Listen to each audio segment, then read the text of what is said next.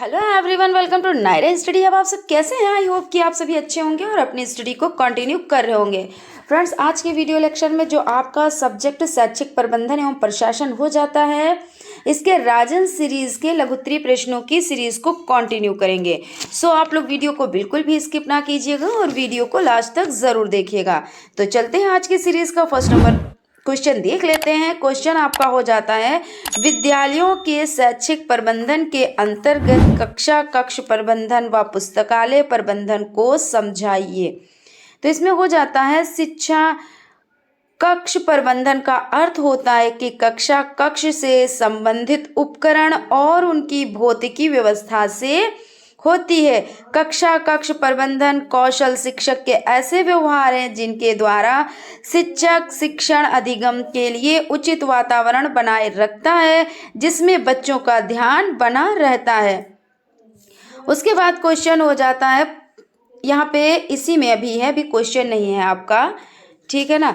तो पुस्तकालय प्रबंधन, तो यहाँ पे समझ लेते हैं, पाठ्य पुस्तकों का प्रबंधन कक्षा में सुचारू ढंग से शिक्षण कार्य के प्रबंधन में पाठ्य पुस्तकों की बड़ी महत्वपूर्ण व अपरिहार्य भूमिका होती है। इस हेतु राज्य सरकार सभी छात्रों के पर्याप्त पाठ्य पुस्तकें निःशुल्क प्रदान करती हैं। इनके रख रखाव तथा सुरक्षा हेतु छात्रों में आदत व दायित्व की भावना का विकास किया जाए। पाठ्य पुस्तकों का आवंटन समय से करना सुनिश्चित किया जाए। उसके बाद आपका हो जाता है, हेडिंग आपकी है, प्राथमिक स्तर की नवीन पाठ्य पुस्तकों का स्वरूप। तो नवीन संशोधित पाठ्यक्रमों पर आधारित पाठ्य पुस्तकों का लेखन प्राथमिक एवं उच्च प्राथमिक स्तरों पर पृथक पृथक किया जाता है। पाठ्य पुस्तकों के उपागम मुख्यतः बाल केंद्रित होते हैं। बालक का परिवेश, आसपास के उम्र, मानसिक स्तर, कल्पनाशील आदि पक्षों को ध्यान में रखकर ही पाठ्य पुस्तकें विकसित की जाती हैं। विषय वस्तु का प्रस्तुतिकरण अत्यंत सरल एवं स्पष्ट भाषा में की जाती है। चित्र रंगीन एवं आकर्षक हैं तथा अभ्यास के पर्याप्त अवसर दिए जाते हैं। बच्चों की बौद्धिक क्षमता को दृष्टिगत रखकर पाठ्य पुस्तकों में गतिविधियों, प्रयोगों एवं अभ्यास प्रश्नों की रचना की गई है। हेडिंग हो जाती है, उच्च प्राथमिक स्तर की नवीन पाठ्य पुस्तकों का स्वरूप। तो पाठ्यक्रम को स्तर के अनुरूप अपेक्षा अनुसार विस्तृत किया गया है। विषयवार नवीनतम जानकारियां, चित्र, मानचित्र, कक्षा चित्र, गतिविधियां, इसे भी जानो, महत्वपूर्ण अंशों एवं अवधारणाओं को रंगीन कर पाठ्य पुस्तक को अधिक रोचक एवं बोधगम्य बनाने का प्रयास किया जाता है। अभ्यास प्रश्नों के साथ साथ कुछ पाठों से संबंधित प्रोजेक्ट कार्य दिए गए हैं। इन प्रोजेक्ट कार्यों का उद्देश्य छात्रों को समय सीमा के अंतर्गत स्वयं कुछ करके सीखने के अवसर प्रदान करना है। पाठ को पढ़ाते समय छात्रों में आत्मविश्वास, आत्मनिर्भरता, तार्किकता, कल्पनाशीलता एवं सृजनात्मक जैसे नवीन कौशलों का विकास हो सके। वर्तमान समय में निम्नांकित पाठ्यपुस्तकें प्राथमिक एवं उच्च प्राथमिक स्तर पर चल रही हैं। क्वेश्चन आपका हो जाता है, शिक्षक संदर्शिका से क्या अभिप्राय है, इसके प्रबंधन पर प्रकाश डालिए। शिक्षक संदर्शिका कक्षा में अध्यापकों को दक्ष बनाने व आत्मविश्वास पूर्ण कक्षा शिक्षण करने हेतु राज्य परियोजना कार्यालय उत्तर प्रदेश ने सभी के लिए शिक्षा परियोजना परिषद लखनऊ द्वारा कक्षा 1 से कक्षा 8 तक कक्षावार विषयवार शिक्षण संदर्शिकाओं का प्रकाशन किया है, जो सभी विद्यालयों में उपलब्ध है। शिक्षकों को प्रशिक्षण संस्थान द्वारा प्रशिक्षण देकर संदर्शिकाओं के प्रयोग की विधि बताई जाती है। इसमें पढ़ाने के लिए प्रबंधन का स्पष्ट विवरण दिया जाता है। शिक्षक संदर्शिका का प्रबंधन शिक्षण अधिगम प्रक्रिया को प्रभावशाली तथा रुचिकर बनाने के लिए शिक्षक संदर्शिका का प्रबंधन अग्र प्रकार से करना चाहिए। फर्स्ट नंबर पर आपका हो जाता है, शैक्षणिक स्तर को उच्च स्तरीय बनाने के लिए शिक्षक संदर्शिका का उपयोग सभी शिक्षकों को अनिवार्य रूप से करना चाहिए। सेकंड हो जाता है, सत्र के प्रारंभ होने पर ही शिक्षकों को यह दर्शिकाएं वितरित कर देनी चाहिए। इस संदर्शिका में प्रतिवर्ष नवीन गतिविधियों एवं शिक्षण विधियों को सम्मिलित किया जाना चाहिए। शिक्षक संदर्शिका निःशुल्क वितरित की जानी चाहिए। इनका प्रबंधन भारतीय विद्यालयों की स्थिति को ध्यान में रखकर करना चाहिए। संदर्शिका का निर्माण करते समय विशेषज्ञों का सहयोग अवश्य प्राप्त करना चाहिए। इस तरह से हो जाते हैं। 7 नंबर पर आपका हो जाता है कक्षा शिक्षण से पूर्व शिक्षकों को शिक्षक संदर्शिकाओं का प्रयोग करना चाहिए, जिससे शिक्षण हेतु पाठ्य की तैयारी हो जाए। शिक्षण के समय शिक्षकों को शिक्षक संदर्शिकाओं का प्रयोग कक्षा में नहीं करना चाहिए, बल्कि शिक्षण से पूर्व इसकी तैयारी करनी चाहिए। राष्ट्रीय शैक्षिक योजना एवं प्रशासन संस्थान NIEPA का संक्षिप्त परिचय दीजिए एवं इसके प्रमुख उद्देश्य बताएं। राष्ट्रीय शैक्षिक योजना एवं प्रशासन संस्थान NIEPA शैक्षिक योजना एवं प्रशासन के क्षेत्र में राष्ट्रीय शीर्षस्थ संस्था के रूप में भारत सरकार द्वारा गठित एक स्वायत्तशासी निकाय है। आरंभ में संस्थान की स्थापना सन 1962 ईस्वी में एशिया तथा प्रशांत क्षेत्र के शैक्षिक योजनाकारों, प्रशासकों और पर्यवेक्षकों के प्रशिक्षण के लिए एशिया क्षेत्र के यूनेस्को केंद्र के रूप में 10 वर्षीय संविदा के अंतर्गत किया गया था, जिसे 1965 ईस्वी में एशियाई शैक्षिक योजना प्रशासन संस्थान बना दिया गया। उस समय इसका नाम एशिया इंस्टीट्यूट और एजुकेशन प्लानिंग एंड एडमिनिस्ट्रेशन था। इस संविदा की समाप्ति के पश्चात शिक्षा आयोग की सिफारिश पर इस संस्था को अपने हाथों में ले लिया तथा इसका नाम national staff college for educational planning and administration रखा। मई 1970 ईस्वी में भारत सरकार ने इसका नाम राष्ट्रीय शैक्षिक योजना एवं प्रशासन संस्था NIEPA कर दिया। राष्ट्रीय शैक्षिक योजनाकार एवं प्रशासन कॉलेज की बढ़ती भूमिकाओं तथा कार्यकलापों, विशेषकर क्षमता विकास, शोध तथा सरकारों को दी जा रही व्यावसायिक समर्थनकारी सेवाओं को ध्यान में रखते हुए 1969 में पुनः इसका नाम बदलकर राष्ट्रीय शैक्षिक योजना एवं प्रशासन विश्वविद्यालय कर दिया। वर्तमान में इस संस्था को विश्वविद्यालय स्तर प्रदान किया गया। यह नई दिल्ली में स्थित है। उसके बाद आपका हो जाता है क्वेश्चन न्यूपा के कार्य। न्यूपा के कार्य निम्नलिखित है। प्रशिक्षण कार्यक्रम। न्यूपा भारत के शैक्षिक कार्यकर्ताओं के लिए प्रत्येक वर्ष विभिन्न प्रशिक्षण कार्यक्रमों का संचालन करता है तथा शैक्षिक नीतियों पर विचार विमर्श करने के लिए विभिन्न संगोष्ठियों एवं कार्यशालाओं को भी आयोजित करता है। इसके द्वारा उन्हें शैक्षिक प्रबंधन की आधुनिक तकनीकी से परिचित कराया जाता है। बहुस्तरीय नियोजन, मानव संसाधन विकास, नेतृत्व के सार्वभौमिकरण, प्रौढ़ निरक्षरता की समाप्ति, स्त्री शिक्षा का विकास, उपलब्ध संसाधनों के आदर्श उपयोग आदि की समस्याओं के लिए भी ये कई प्रशिक्षण कार्यक्रम आयोजित करता है। बेसिक शिक्षा अधिकारी के प्रमुख दायित्व बताएं। जिला बेसिक शिक्षा अधिकारी का मुख्य कार्य समय समय पर जिले के विद्यालयों का निरीक्षण करना एवं उनके विकास हेतु सुझाव प्रदान करना है। विद्यालय के भौतिक संसाधनों की उपलब्धता की पर्याप्तता का आंकलन करना भी इसका कार्य है।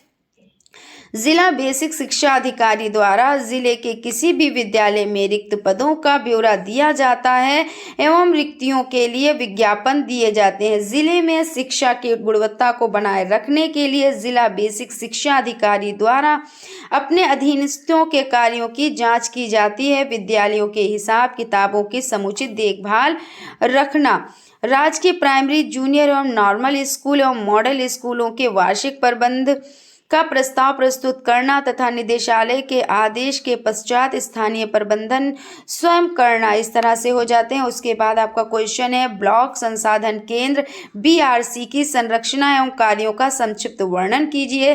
तो इसमें हो जाता है शिक्षकों की क्षमता वृद्धि का क्षेत्र। इस क्षेत्र में निम्नलिखित कार्य समन्वित करेंगे। शैक्षिक नवाचार, विद्यालय भ्रमण के समय आदर्श पाठ का प्रदर्शन, सीखी हुई बातें, विधाओं का अनुसरण अनुश्रवण, विद्यालय की शैक्षिक कठिनाइयों के निवारण के उपाय खोजना, आवश्यकतानुसार प्रशिक्षण श्रृंखलाओं का आयोजन करना, मूल्यांकन करना, विश्लेषण करना तथा प्राप्त निष्कर्षों का उपयोग करना, शैक्षिक गतिविधियों, संगोष्ठियों यानी गोष्ठियों, कार्यशालाओं, प्रतियोगिताओं का आयोजन करना, वार्षिक शैक्षिक कैलेंडर बनाना, शिक्षण अधिगम सामग्री टीएलएम का निर्माण व प्रयोग प्रदर्शन करना। बच्चों हेतु विषय आधारित क्विज, वाद विवाद, अंताक्षरी, सुलेख, वर्तनी, चित्रकला, शिल्प प्रदर्शनी आदि कार्यक्रम विद्यालय व ब्लॉक स्तर पर आयोजित करना। शिक्षकों के लिए आदर्श पाठ प्रस्तुतिकरण टीएलएम का प्रयोग, विद्यालय सुंदरीकरण व अभिलेख के रख रखाव की प्रतियोगिता कराकर उसमें जागरूकता उत्पन्न करना। बैठकों हेतु एजेंडा बिंदु तैयार करना तथा अध्यापकों को दक्ष करना। शासन द्वारा शिक्षा की गुणवत्ता हेतु किए जा रहे कार्यक्रमों का संचालन करना। जिला शिक्षा और प्रशिक्षण संस्थान द्वारा आयोजित प्रशिक्षण में प्रतिभाग करना। राज्य परियोजना व जिला परियोजना द्वारा आवंटित कार्यक्रमों का संचालन करना। जन सहभागी आधारित कार्यक्रम तो ग्राम शिक्षा योजना बनाना। बच्चों के विद्यालय में नामांकन हेतु कार्यक्रम का आयोजन जैसे स्कूल चलो अभियान आदि हो जाते हैं। विद्यालय की समस्याओं के समाधान हेतु स्थानीय जन समुदाय में से सहयोग प्राप्त करने की पहल करना। ग्राम शिक्षा समिति तथा ग्राम ब्लॉक अकादमिक समूह का प्रशिक्षण तथा जागरूकता कार्यक्रम का आयोजन। समुदाय एवं विद्यालय व विभाग में समन्वय स्थापित करना। उपयोग संसाधनों यानी संस्थाओं का समन्वय तो स्वास्थ्य विभाग से संपर्क स्थापित करना, बाल विकास विभाग से संपर्क करना, पंचायत राज ग्राम विकास विभाग से तालमेल, स्वैच्छिक संगठनों से संपर्क करना। ये हो जाते हैं। उसके बाद आपका क्वेश्चन हो जाता है शैक्षिक प्रशासन के निर्णयवादी सिद्धांत एवं भूमिका संघर्ष सिद्धांत का वर्णन कीजिए। निर्णय का सिद्धांत शैक्षिक प्रशासन को समस्त प्रशासकीय अधिकारों व नियमों व सिद्धांतों का समुचित ज्ञान होना चाहिए ताकि वो सही प्रकार से निर्णय ले सके। संघर्ष सिद्धांत शैक्षिक प्रशासन को समस्त कर्मचारियों तथा शिक्षकों को पर्याप्त समन्वय हेतु हर संभव प्रयास करना चाहिए जिससे संस्था के संपूर्ण विकास में सभी योगदान करें। राष्ट्रीय अध्यापक शिक्षा परिषद के प्रमुख कार्य लिखिए। राष्ट्रीय अध्यापक शिक्षा परिषद के प्रमुख कार्य निम्नलिखित हैं। यह सेवापूर्व अध्यापकों को प्रशिक्षण देता है। यह सेवाकालीन शिक्षकों को प्रशिक्षण देता है। अध्यापक शिक्षा के संस्थानों को प्रमाणित अप्रमाणित करता है। अध्यापक शिक्षा के संस्थानों के स्तर का मूल्यांकन करता है। क्वेश्चन आपका हो जाता है सूचना का अधिकार 2005 की व्याख्या करिए। इसके द्वारा किस प्रकार की सूचना मांगी जा सकती है। इस अधिनियम के उपलब्धों के अधीन रहते हुए सभी नागरिकों को सूचना का अधिकार होगा। लोक सूचना अधिकारी, सहायक लोक सूचना अधिकारी सूचना की मांग करने वाले व्यक्तियों के अनुरोधों पर कार्रवाई करेगा और ऐसी सूचना की मांग करने वाले व्यक्तियों की सहायता करेगा। क्वेश्चन आपका हो जाता है शैक्षिक प्रशासन के सिद्धांत बताएं। शैक्षिक प्रशासन के सिद्धांत हो जाते हैं कार्य विभाजन सिद्धांत, आदेश की एकता का सिद्धांत, अधिकार व उत्तरदायित्व का सिद्धांत, अनुशासन का सिद्धांत, स्थायी तत्व का सिद्धांत और सहयोग का सिद्धांत हो जाता है। प्रधानाध्यापक के 4 प्रमुख दायित्व लिखिए। तो प्रधानाध्यापक के दायित्व हो जाते हैं प्रधानाध्यापक को अपने दैनिक कक्षा अवलोकन में शिक्षक द्वारा शिक्षण में उपयोग की गई टीएलएम का आंकलन करना चाहिए तथा यह सुनिश्चित करना चाहिए कि शिक्षक द्वारा टीएलएम का उपयोग विषय वस्तु के अनुसार अध्यापक दैनंदिनी की पाठ योजना में दर्शाया गया है या नहीं। विद्यालय अवलोकन में टीएलएम के उपयोग को सुनिश्चित कराना चाहिए तथा प्राथमिक उच्च प्राथमिक विद्यालयों के शिक्षकों की मासिक बैठक में टीएलएम के उपयोग के विषय में समीक्षा की जानी चाहिए तथा डीपीसी एसएसए को अनुपालन रिपोर्ट उपयोगिता प्रमाण पत्र प्रस्तुत करना चाहिए। विद्यालय अभिभावक और समुदाय के बीच एक अंतर संबंध है, इसे स्पष्ट करें। विद्यालय और समुदाय के संबंधों को स्पष्ट कीजिए। मनुष्य एक सामाजिक प्राणी है तथा शिक्षा ही उसे समुदाय से जोड़कर सामाजिक प्राणी बनाती है। सतत शिक्षा के द्वारा ही व्यक्ति अपना अधिकतम विकास करता हुआ समाज की नैतिक, आर्थिक तथा सामाजिक आवश्यकताओं को समझता है और उनकी पूर्ति का प्रयत्न करता है। इस प्रक्रिया के द्वारा समाज का निरंतर विकास होता रहता है। उसके आदर्शों का विकास होता है और साथ ही उसमें नवीन मूल्य भी विकसित होते हैं। इसी उद्देश्य की पूर्ति हेतु समुदाय में विद्यालयों की स्थापना की थी। अभिभावकों के दृष्टिकोण में परिवर्तन। शिक्षा के क्षेत्र में आज कई परिवर्तन हो रहे हैं। अनेक नई विधियां प्रयोग में आ रही हैं। अभिभावक उनमें अपरिचित हैं। इसके कारण एक ओर तो अभिभावक अपने बच्चों का शिक्षा में सहायता करने में असमर्थ हो रहे हैं, वहीं दूसरी ओर नई पद्धतियों से परिचित न होने के कारण शिक्षक उसकी आलोचना छात्रों के सामने ही करते हैं।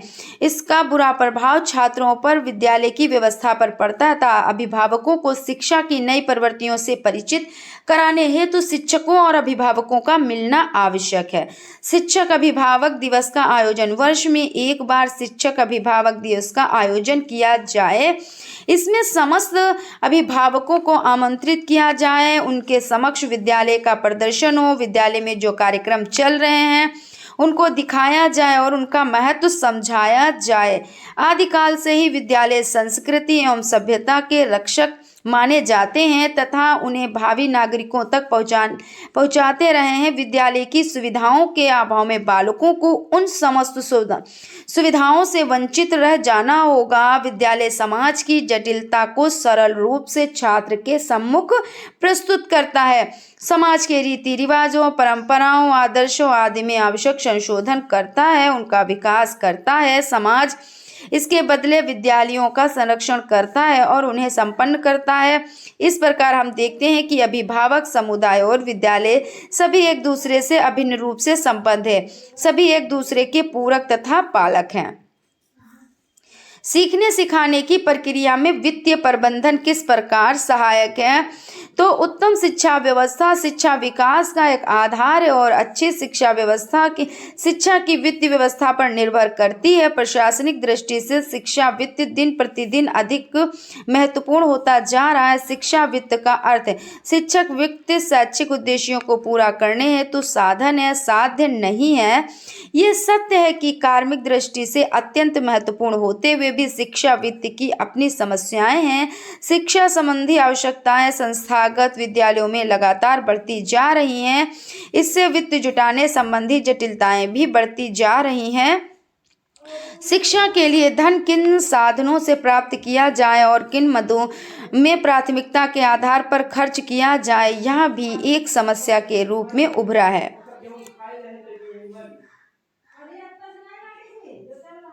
समय सारणी एक ऐसा चार्ट है जो विद्यालय में किए जाने वाले कार्यकलापों को दर्शाता है। सहमति के आधार पर व्याख्या कीजिए। अच्छी समय सारणी विद्यालय के विविध कार्य संचालन का सच्चा प्रतिबिंब है। स्पष्ट कीजिए। समय सारणी विद्यालय क्रियाकलापों को व्यक्त करती है। इससे विद्यालय बातों का पता चलता है। निम्नलिखित बातों का पता चलता है। स्कूल में काम करने के घंटे, जैसे विद्यालय कब प्रारंभ होता है, कब समाप्त होता है तथा मध्यावकाश कब और कितने समय का होता है। इसके द्वारा यह भी पता चलता है कि स्कूल में कौन कौन से विषय पढ़ाए जाते हैं। विद्यालय में अध्यापकों की संख्या तथा उनका नाम भी समय सारणी से ज्ञात होता है। अध्यापकों के मध्य कार्य का वितरण किस प्रकार किया जाता है तथा प्रति अध्यापक कार्यभार का ज्ञान भी समय सारणी द्वारा होता है। विद्यालय परिसर में कक्षों की संख्या का ज्ञान भी समय सारणी से होता है। समय सारणी द्वारा यह भी ज्ञात होता है कि कौन सी कक्षा किस कक्ष में बैठी है। समय सारणी से यह भी ज्ञात होता है कि कौन सा शिक्षक कब खाली होगा। समय सारणी यह भी इंगित करती है कि क्या किसी विषय के लिए कोई निश्चित समय दिया गया है। समय सारणी द्वारा विद्यालय के संचालित होने वाली पाठ्यक्रम सहगामी क्रियाओं का भी ज्ञान प्राप्त होता है। इस तरह से आपका हो जाता है विद्यालय में पाठ्य सहगामी क्रियाकलापों का आयोजन क्यों आवश्यक है, बिंदुवार विवरण दीजिए।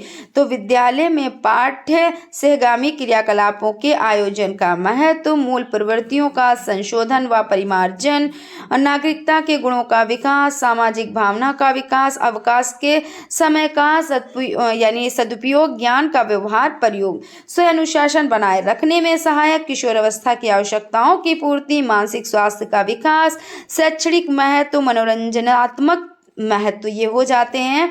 उसके बाद हो जाते हैं सौंदर्यात्मक महत्व, सीखने तथा कमाने के सिद्धांत पर आधारित नैतिकता का विकास। उसके बाद क्वेश्चन आपका है समेकित शिक्षा क्या है, इस संदर्भ में जिला समन्वयक के प्रमुख दायित्व बताएं। समेकित शिक्षा से आशय इस प्रकार की शिक्षा व्यवस्था जिसके तहत निःशक्त बालक बालिकाओं की शिक्षा सामान्य बालकों की तरह ही पूर्ण की जाए उसे समेकित शिक्षा कहा जाता है। जिला समन्वयक की भूमिका, जिला समन्वयक की विद्यालय प्रबंध में विशेष भूमिका होती है। ये विद्यालय का पर्यवेक्षण करके विद्यालय प्रबंध व्यवस्था हेतु उपयुक्त सुझाव प्रस्तुत करता है। इसकी भूमिका को अग्रलिखित रूप में प्रस्तुत किया जा सकता है। जिला समन्वयक द्वारा ब्लॉक संसाधन केंद्रों का पर्यवेक्षण या निरीक्षण किया जाता है तथा उनसे संबंधित समस्त आंकड़े उच्च अधिकारियों को प्रस्तुत करता है। वह शिक्षा की दृष्टि से पिछड़े विद्यालयों का पर्यवेक्षण करके उन्हें निर्देशित करता है। वो जिला स्तरीय प्रबंधन की योजनाओं में अपनी सक्रिय भूमिका निभाता है। वो ब्लॉक के सभी समन्वयकों की बैठक बुलाकर शिक्षण की नवीन प्रविधियों पर चर्चा करता है जिससे शिक्षण अधिगम को प्रभावशाली बनाया जा सके। क्वेश्चन आपका हो जाता है जल ही जीवन है को स्पष्ट करते हुए बताएं कि विद्यालय में बच्चों को स्वच्छ पेयजल कैसे उपलब्ध हो सकता है। विद्यालय में पेयजल की व्यवस्था को सुचारू रूप से चलाने के लिए टैंक बनवाए जाते हैं जिनमें नल की फिटिंग्स लगाकर बच्चों के लिए पेयजल की व्यवस्था की जाती है। ये पानी की टंकियां सीमेंट या प्लास्टिक की हो सकती हैं। टंकियों की समय समय पर सफाई की आवश्यकता होती है क्योंकि यदि पानी गंदा हो जाए तो बालकों का स्वास्थ्य खराब हो जाता है। यदि इसकी देखभाल ना की जाए तो पानी रिसने लगेगा जिससे टंकी शीघ्र ही खाली हो जाएगी तथा पीने के लिए पानी उपलब्ध ना होगा। पानी को साफ रखने के लिए पानी की टंकी में लाल दवाई अर्थात पोटेशियम परमैंगनेट या ब्लीचिंग पाउडर उचित अनुपात में डालना चाहिए। यदि पानी की व्यवस्था घड़ों में की गई है तो उनको ढककर रखना चाहिए। जहां पेयजल की व्यवस्था है उस स्थान पर गंदा पानी एकत्रित नहीं होना चाहिए। इस तरह से हो जाता है। उसके बाद आपका क्वेश्चन है शासन द्वारा प्राप्त धनराशि का उपयोग करते समय किन किन बातों का ध्यान रखना चाहिए। शासन द्वारा प्राप्त धनराशि का उपयोग करते समय ध्यान रखने योग्य बातें। प्रधानाध्यापक तथा शिक्षकों के लिए जरूरी है कि उत्तर प्रदेश सरकार के राजकोष से प्राप्त धनराशि का विद्यालय हित में प्रयोग करते समय निम्नलिखित बातों का ध्यान अवश्य रखें। क्रय एवं भुगतान के लिए निर्धारित नियमों का पालन हो। तर्कसंगत प्रक्रिया के अंतर्गत वस्तुओं को क्रय किया जाए। क्रय की जाने वाली वस्तु के लिए निर्धारित बजट सीमा एवं उपयोग अवधि को ध्यान में अवश्य रखें। और आपका हो जाता है क्रय की जाने वाली वस्तु की गुणवत्ता का स्तर अवश्य सुनिश्चित कर लें। उसके बाद आपका क्वेश्चन हो जाता है शिक्षक एवं शिक्षार्थी द्वारा विद्यालय के पुस्तकालय का बेहतर उपयोग किस प्रकार से किया जा सकता है। तो पुस्तकालय की व्यवस्था ने अब वैज्ञानिक रूप धारण कर लिया है। इसकी व्यवस्था है तो निम्नलिखित जनतांत्रिक वैज्ञानिक बातों को ध्यान में रखना आवश्यक है। शानदार पुस्तकालय भवन तथा सज्जा। पुस्तकालय हेतु सबसे प्रथम आवश्यकता एक अच्छे भवन और उपयुक्त सज्जा की है।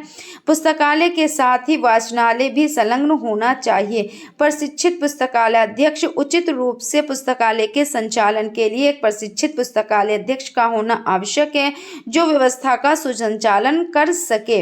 उचित पुस्तकों का संकलन। पुस्तकों का चयन करने हेतु कुशल शिक्षकों की एक समिति बना दी जाए। यह लोग सभी विषयों के शिक्षकों से पुस्तकों की सूची प्राप्त कर लें तथा उन पर विचार करके छात्रों की आयु योग्यता स्तर तथा आवश्यकता अनुसार तथा अध्यापकों की आवश्यकता के अनुसार सभी विषयों पर उत्तम तथा आकर्षक पुस्तकें क्रय करने की व्यवस्था करें। पत्र पत्रिकाओं का चुनाव। वाचनालय हेतु प्रत्येक विषय से संबंधित अच्छी पत्र पत्रिकाएं मंगाई जाएं और उचित स्थान पर उचित रूप से रखी जाएं। पुस्तकों के अध्ययन के लिए प्रोत्साहन। अध्यापक कक्षा में पढ़ाते समय पुस्तकों की चर्चा करें। उनके पृष्ठ आदि का भी संकेत कर दे जो पुस्तकों को पढ़कर करना पड़े। समय समय पर पुस्तकों को पढ़कर अपने विचार प्रकट करने के लिए उन्हें प्रोत्साहन दिया जाए। आवश्यकता अनुसार इनाम की भी व्यवस्था की जा सकती है। पुस्तकों का वितरण। पुस्तकों का वितरण उनके संकलन से कहीं ज्यादा उपयोगी है। जिन पुस्तकों का संदर्भ आया हो उपलब्ध हो और और ली जाए, अधिक से अधिक छात्र लाभ उठा सकते हैं। समय तालिका में पुस्तकालय के घंटे की व्यवस्था। विद्यालय की समय तालिका में ही पुस्तकालय के अध्ययन की व्यवस्था कर दी जाए। छात्र उस घंटे में अनिवार्य रूप से पुस्तकालय में बैठें और पुस्तकें पढ़ें। इस कार्य को सुचारू रूप से चलाना हो अथवा वाचनालय वार्तालाप कक्ष बन जाएगा। विद्यालय में खेलकूद की व्यवस्था करते समय किन किन बातों को ध्यान में रखना चाहिए, तो यहाँ पे हो जाता है आपका विद्यालय में खेलकूद की व्यवस्था करते समय ध्यान रखने योग्य बातें। विद्यालय में खेलकूद की व्यवस्था करते समय निम्नलिखित बिंदुओं पर ध्यान देना चाहिए। छात्रों के स्वास्थ्य की रक्षा की व्यवस्था की जाए। खेलकूद के आयोजन के लिए प्रशिक्षित शिक्षकों को भी अनुमति दी जाए। खेलों में विविधता रखी जाए। छात्रों एवं छात्राओं हेतु खेलने की अलग अलग व्यवस्था हो। खेलों में अनुशासन रखा जाए। खेल बालक बालिकाओं की रुचि के अनुसार हो। खेल को खेल की भावना से खेला जाए। उसके बाद आपका क्वेश्चन हो जाता है विद्यालयी अभिलेखों की सूची बनाइए। किन्हीं दो अभिलेखों की विषय वस्तु का वर्णन कीजिए। तो विद्यालय अभिलेख निम्नलिखित होते हैं: अध्यापक उपस्थिति पंजिका, छात्र उपस्थिति पंजिका, पत्र व्यवहार पंजिका, आय व्यय पंजिका, ग्राम शिक्षा विधि आय व्यय पंजिका, छात्रवृत्ति वितरण पंजिका, कोटेशन रख रखाव पंजिका। ये हो जाते हैं। अध्यापक उपस्थिति पंजिका के बारे में जान लेते हैं। ये रजिस्टर प्रधानाध्यापक के कक्ष में अथवा कार्यालय में प्रारंभ होने के पूर्व ही रखा जाना चाहिए, जिससे विद्यालय के प्रत्येक अध्यापक तथा अन्य कर्मचारीगण अपने नाम के समक्ष उस तिथि में अपने हस्ताक्षर तथा आने का समय लिख सकें। विद्यालय से अवकाश पर रहने वाले शिक्षक के नाम के सामने की पूर्ति प्रधानाध्यापक को करनी चाहिए। छात्र उपस्थिति पंजिका प्रत्येक संस्था हेतु एक उपस्थिति रजिस्टर या पंजिका होती है। उसमें उस कक्षा के समस्त छात्रों की उपस्थिति या अनुपस्थिति का चिन्ह लगाया जाता है। इस रजिस्टर से यह पता लगाया जा सकता है कि छात्र प्रत्येक महीने में कितने दिन उपस्थित अनुपस्थित रहता है। विद्यालय में अवकाश किस जयंती आदि के कारण हुआ है, इसका भी उल्लेख रहता है। इससे ही छात्र का शुल्क वितरण भी अंकित रहता है। छात्र को परिवर्तन, उन्नति तथा असफलता का विवरण भी इसी रजिस्टर में होता है। उसके बाद आपका क्वेश्चन हो जाता है सामुदायिक सहभागिता से आप क्या समझते हैं? नामांकन वृद्धि तथा हास्य दर की कमी में समुदाय किस प्रकार से सहयोगी हो सकता है? तो बालक की शिक्षा उसके परिवार से शुरू होती है। जैसे जैसे बालक बड़ा होता है उसका परिवार के बाहर के लोगों में भी संपर्क बढ़ता जाता है। वह मोहल्ले तथा गांव के अन्य बच्चों के साथ खेलता कूदता है, मेलों में जाता है, जुलूसों तथा उत्सवों में और समुदाय के अन्य लोगों के कार्यों में सक्रिय सहभागिता निभाता है। वह इन सभी कार्यों तथा क्रियाओं द्वारा कुछ न कुछ सीखता है। इस प्रकार बालक के रहन सहन, बोलचाल, आदत, आचार विचार, स्वभाव, वेशभूषा तथा रुचि पर अप्रत्यक्ष रूप से समुदाय की छाप पड़ती है और वह वैसा ही बन जाता है जैसा समुदाय उसे बनाना चाहता है। समुदाय के आदर्श उसे प्रभावित करते हैं। समुदाय के लोग उसे मूल्यों तथा परंपराओं की जो जानकारी देते हैं उन्हें वह अपना लेता है। समुदाय का यही योगदान समुदाय की भागीदारी है। सामुदायिक भागीदारी समुदाय के कर्तव्य। विद्यालय जब अभिभावकों को आमंत्रित करता है तो उसमें अनिवार्य रूप से शामिल हो। बालकों को विद्यालय के नियमों के अनुसार कार्य करने के लिए अभिप्रेरित करे। बच्चों को समय पर विद्यालय भेजे तथा बच्चे के विद्यालय न आने पर अवकाश पत्र भेजकर सूचित करें। विद्यालय में शिक्षकों के साथ निरंतर संपर्क में रहे। प्रगति विवरण प्राप्त करने के बाद सुधार के लिए स्वयं शिक्षकों से संपर्क करें। बालकों की प्रतिदिन की विद्यालय गतिविधि में रुचि ले और बालक के घर आने पर उसके विद्यालय कार्यों का निरीक्षण करें। विद्यालय द्वारा प्रदत्त कार्यों को पूरा करने में बालकों को सहयोग प्रदान करें।